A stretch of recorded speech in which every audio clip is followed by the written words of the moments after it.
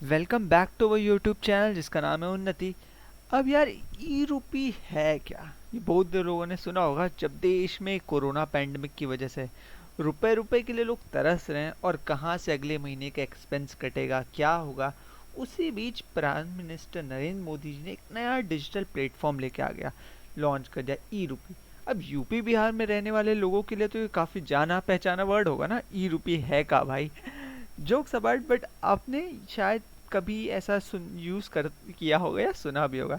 तो आज हम आपको यही बताएंगे कि ये ई रूपी आखिर है क्या, क्या फ़र्क है ई रूपी और बाकी दूसरे पेमेंट ऑप्शन में, कैसे आप इससे पेमेंट कर पाएंगे और क्या ये सिक्योर है या नहीं।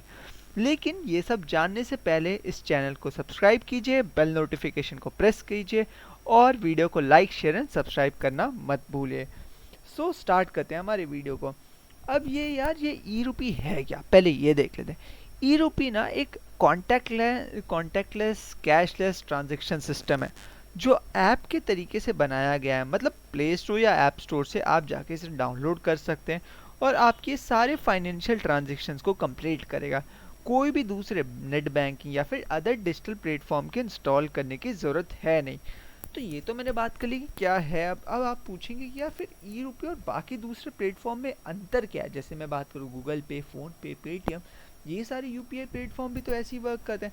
तो कोई भी दूसरा प्लेटफॉर्म, डिजिटल प्लेटफॉर्म है कि मैं बात करूँ, तो ये सारे के सारे सेम प्रोसेस पे ही वर्क रहे।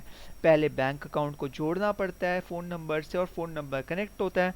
फिर उसकी जिसको भी आपको पे करना रहता है उसके फ़ोन नंबर पे या यूपीआई आईडी या फिर क्यूआर स्कैन करके आप भेज सकते हैं। उसी तरह ई रुपए भी एक ऐप है जहां आपको उसकी पेमेंट करेंगे उसको एक प्रीपेड क्यूआर कोड भेज दिया जाता है जो ई रुपए आपको आपके लिए पर्सनली जनरेट करेगा।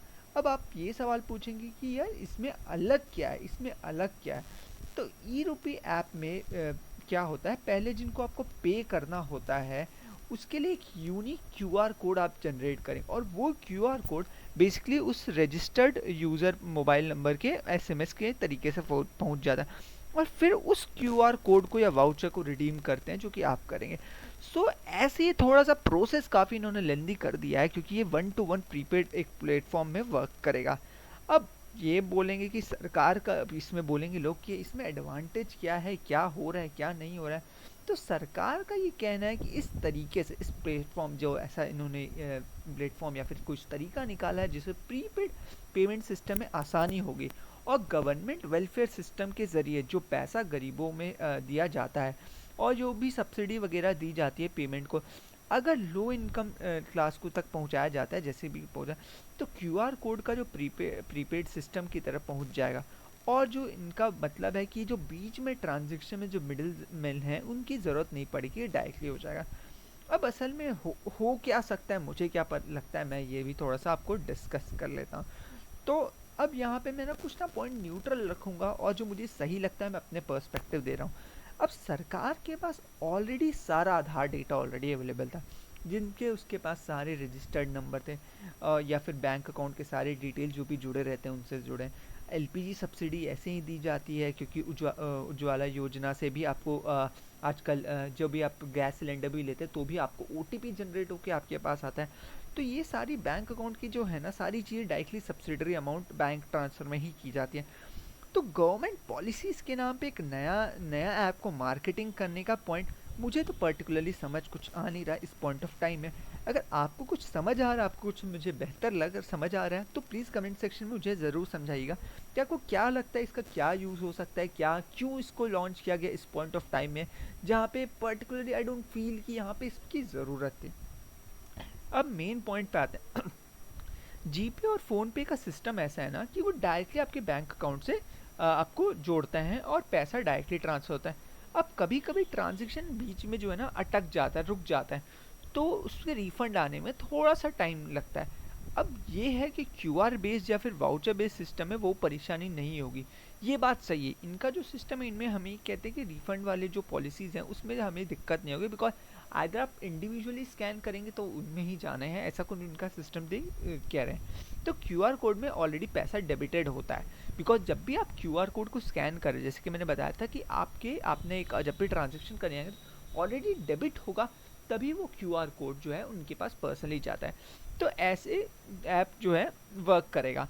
तो तब तक सामने वाले को रिडीम नहीं कर सकता, तो आपको ये नहीं है कि उसके पास पैसा चले जाएगा या फिर पैसा कट जाएगा। तो लेकिन बाकी का पूरा सिस्टम तो सेम ही है। बैंक अकाउंट को मोबाइल नंबर से लिंक करना है, ज़रिए ऐड करेंगे, ये तो बेसिक स्टेप होंगे। और वैसे ही यूपीआई ऐप्स के तरह नेट बैंकिंग को वैसे भी ज़रूरत नहीं पड़ती थी यूपीआई ऐप्स के लिए। तो ये सेम चीज़ ही घूम फिर के हो रही है, सिवाय एक चीज़ के। अब देखते हैं, जैसे ही ये मैं बात करूँगा फिर आप पूछेंगे कि ये अलग क्या है और इसकी ज़रूरत क्या थी। अब देखिए, फाइनेंशियल ट्रांजैक्शन की अगर मैं बात करूँ, आपको पता ही होगा कि जैसे कि कोई भी अगर यहाँ पे लोग बोलेंगे कि बहुत लोग बोल रहे थे, डिस्कस कर रहे थे कि जीपे का मालिक गूगल है, फ़ोनपे का वॉलमार्ट है, पेटीएम कोई बाहर की Chinese funded company and all, ये सारी चीज़ें। और इसलिए फाइनेंशियल ट्रांजैक्शन में डाटा सिक्योरिटी का मामला सामने आता है। इसलिए सरकार का ये ऐप एक बहुत अच्छा सेफ एंड सिक्योर ऑल्टरनेटिव बन सकता है डिजिटल ट्रांजैक्शन के लिए। पर जब तक ये पॉइंट जो है सबसे बड़ा सेलिंग पॉइंट है इसका ई रुपी का, कि हम गवर्नमेंट कहें और उनके डाटा सिक्योर रहेंगे, तब तक ये चीज़ को सेल नहीं हो पाएगा। ये काम जो भी मार्केटिंग एजेंसी कर रही है उनके लिए मेरा बस यही एडवाइस होगा कि आजकल पब्लिक को सब कुछ पता है। जीपे, फ़ोनपे, पेटीएम कौन सा अच्छा है, इनके क्या क्या फ़ीचर। वो दिन चले गए जब आपको फ़ीचर्स बताना पड़ता है, बोल बोल के बताना पड़ता है कि इसमें ये फ़ीचर है, उसमें वो फ़ीचर है। तो आजकल आप और मैं डिजिटली काफ़ी लिटरेट हो चुके हैं। लेकिन जो सिक्योरिटी वाली बात है सबसे ज़रूरी, वो खुल के सामने आनी चाहिए। अगर ये पॉइंट्स खुल के सामने आते हैं तो जाके इस फॉरेन कंपनीज जो हैं, जो कि बाहर की कंपनीज है, उन पे इफ़ेक्ट पड़ेगा। और आसपास के अगर आपका और मेरा फाइनेंशियल डाटा है तो ये गवर्नमेंट के पास अंडर सेफ रहेगा। तो उसी का जो कहते हैं डेंजर हो सकता है, बस वो चीज़ हम लोग इस ई रुपी से अपन यूज़ कर सकते हैं। तब तक अगर मेरे को नहीं लगता कि कोई भी इस ई रुपी को वॉलंटरी डाउनलोड करेगा, चाहे उसकी मार्केटिंग हो या ना हो। मेजर रीज़न गवर्नमेंट को इसीलिए पिच करनी पड़ेगी कि हम सिक्योर रखेंगे डाटा। अब ये तो था बेसिक अंडरस्टैंडिंग ऑफ द ई रुपी, क्या क्या हुआ। अब मैंने बस इस वीडियो को शॉर्ट रखूंगा क्योंकि ज़्यादा इन्फॉर्मेशन अभी पूरी मार्केट में आई नहीं है।